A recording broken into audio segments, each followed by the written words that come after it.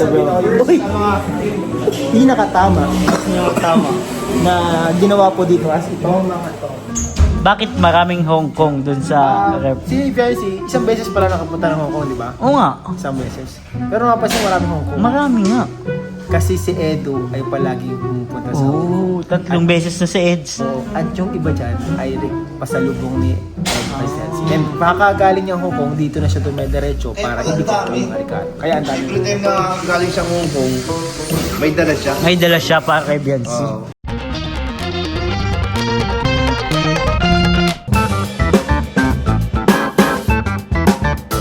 Hi guys, dito tayo sa bahay nila Biancy. At dahil kay Boys and Mission dito. Sigurado napanood nyo na to habang pinapanood yung video na to. I-appreciate natin ngayon ang bahay nila Biancy guys kasi inaayos to eh. Sa vlog kasi nila kuya nilang hinahanap nila yung mga dapat MC. Ngayon dito sa vlog ko, ang hahanapin ko yung mga tama. Mga tama. Yung mga gandang i-appreciate natin.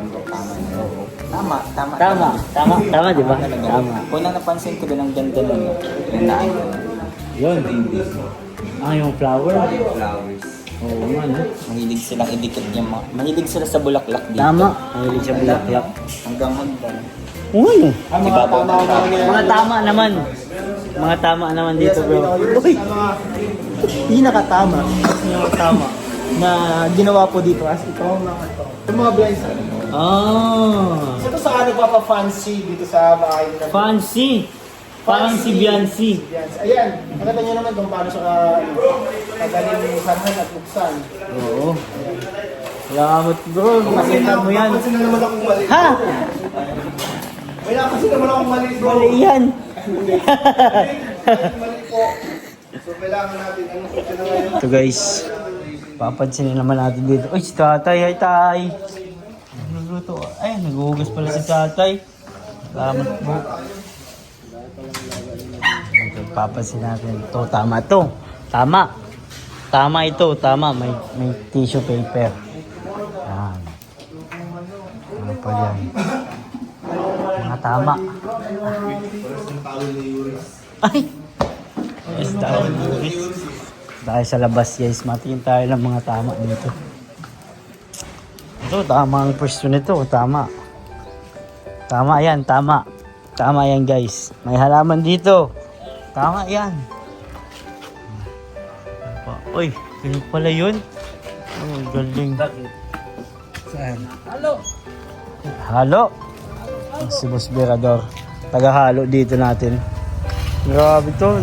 Ito, bossing na to pero naghahalo pa rin. Napaka-humble nito. Tama yan. Dapat tularan yan. Dapat tularan si Boss B. Pero naghahalo pa din.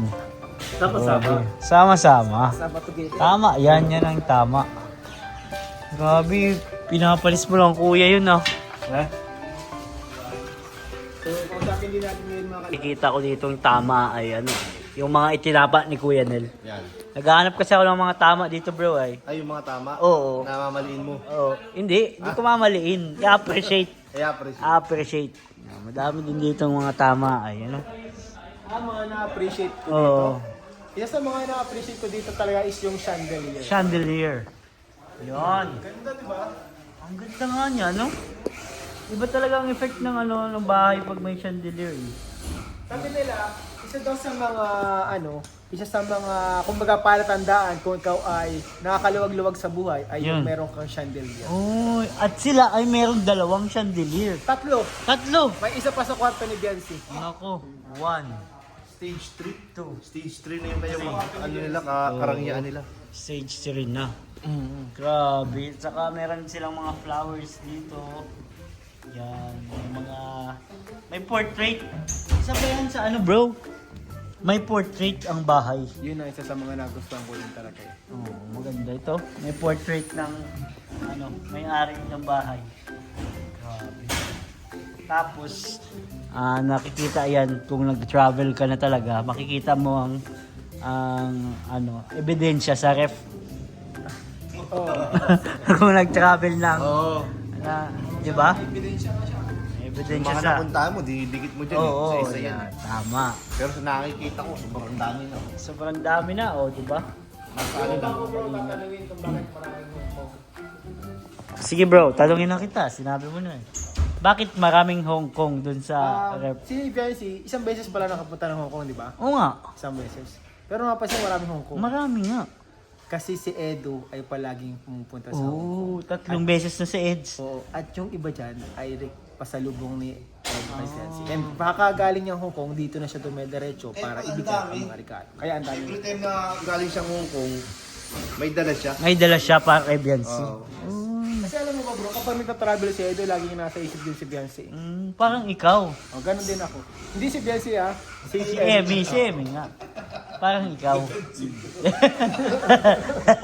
Hindi baka sabihin ng mga tao kasi alam mo naman yung mga tao. Sa bagay, nililinaw lang. Ay, pero may namansin ako sira. Ha? Sa vlog niya yun! Sa vlog niya yun! Mamaya bro, sa vlog ko. Sa vlog niya yun! Tama, dito yung mga napapansin ko eh. Isa sa mga tama dito ito. Yan. Oh. Ay, tama! Ang galing mo! Anong ibig sabihin yan? May flower. May flower. Ibig sabihin yan? Yes. Ano yan? Dito na nag-grow si Beyonce. Ang plant kasi, nag-grow yan. Akala ko ibig sabihin vase. Kasi may flower, kailangan may flower vase.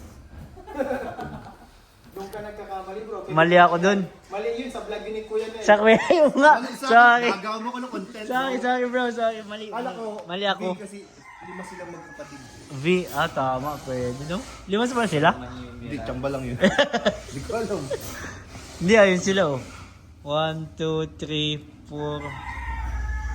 6 bro. Ano yun? Kasi... Ano? 5 pa lang sila dati. Yung kapatid niya. Oh, yan. Tama. 5 yung kapatid niya.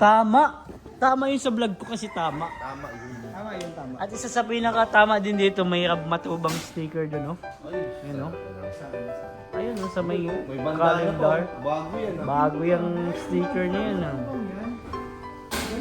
Yan pala si Rambatuba. Grabe, parang si Rico yan sa kasi ano. Sino ang kalab ko ni Rico yan? Si Claudine, yan. Grabe guys, ang dami naman talagang na-appreciate natin dito sa bahay nila Beyonce guys. Siyempre si tatay, na-appreciate natin si tatay, napakasipag. Kaya naman naghuhugas. Pagdating natin, naghuhugas Hugas na yan ang pinggan. hanggang ngayon. Dami hugas. Hugas pa din. Napakabait ni tatay. Mamaya guys, tingnan natin kung ano pa yung kakita natin dito. Pwede natin i-appreciate. Ito na po yung mga bago natin trabahador. Pinapakain po natin dito sa bahay nila Beyonce. Ito pala yung trabahador dito. Kakapasok lang po niyan, 5 minutes. Tapos snack break time. Di pa? Di pa napasok? Nagbali pa? Lugi. Mayor, ba't ganito talagang mga ano natin sa DP? Ang mga trabahador natin, gagawin ko na silang Ipopromote mo? Job order lang. Jabor. Kala ko ipopromote mo. Meron po maging permanente yung mga ganyan klase ng trabahador. Oo. Parang awa mo na. Pero mabait. Pinapakain niya yung mga sa paligid nila. Dapat Kaso, mga takaw. takaw. Oo. Lugi ang ahensya. Uy. Sino bang kontraktor nito, Mayor? Si David. Ako pala? Trabaho ko pala to.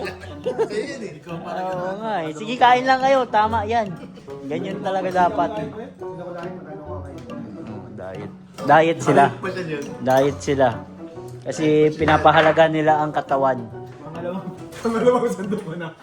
Diyan mo na ako. Uy, may kanin pa pala si Blips. Grabe. Double carbs. Salamat sa nagluto si Chef Roy. Chef Boylog, no? Ninong Roy. Siya Ninong Roy. Actually, may bagong vlog sila Ninong Roy. Ninong Ray. Pansit din ang niluto. Oo.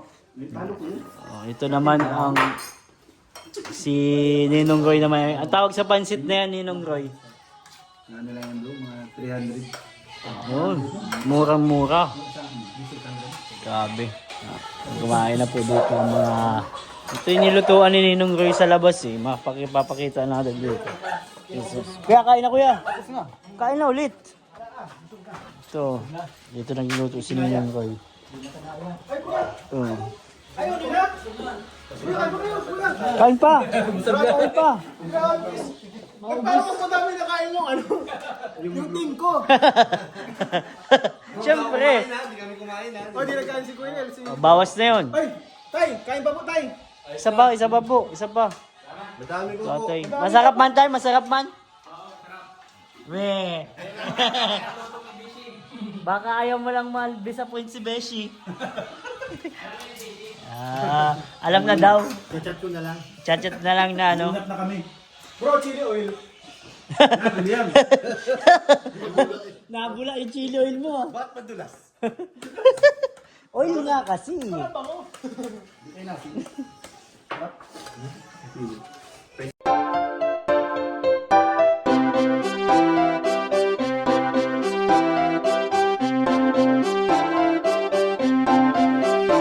Pag-asa ay matatanaw at hindi ka maliligaw kay Kuya David Vlogs. Kuya David Vlogs, maliit pero malaki ang puso para sa kapwa, masiyahin at kaibigan nyo. Mga kalinga, laging nandyan, umaraw man o umulan, basta merong nangangailangan. Mabuti na kaibigan, kasamang lumaban sa kahirapan. Kahit anumang pagsubok para sa inyo, merong mabuti na puso, siya ang kalingap nyo. Handa gawin ang lahat para sa kapustalan at sa pagtulong di magsasawa, masiyahin at matulungin. Talentado, mabuti ang puso, maaasahan kahit saan walang iwanan.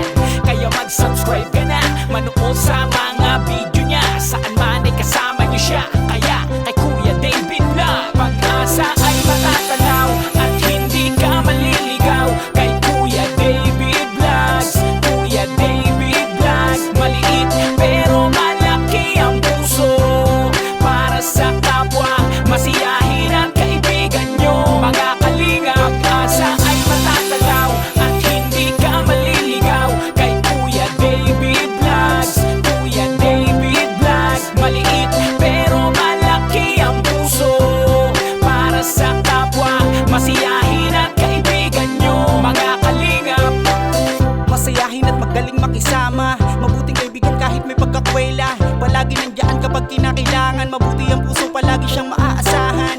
Talentado at mapagmahal sa tao, mga pangako niya hindi ito magbabago. Kahit anong mangyari lagi lang siyang matatag. Cute, mabait, kaibigan din ni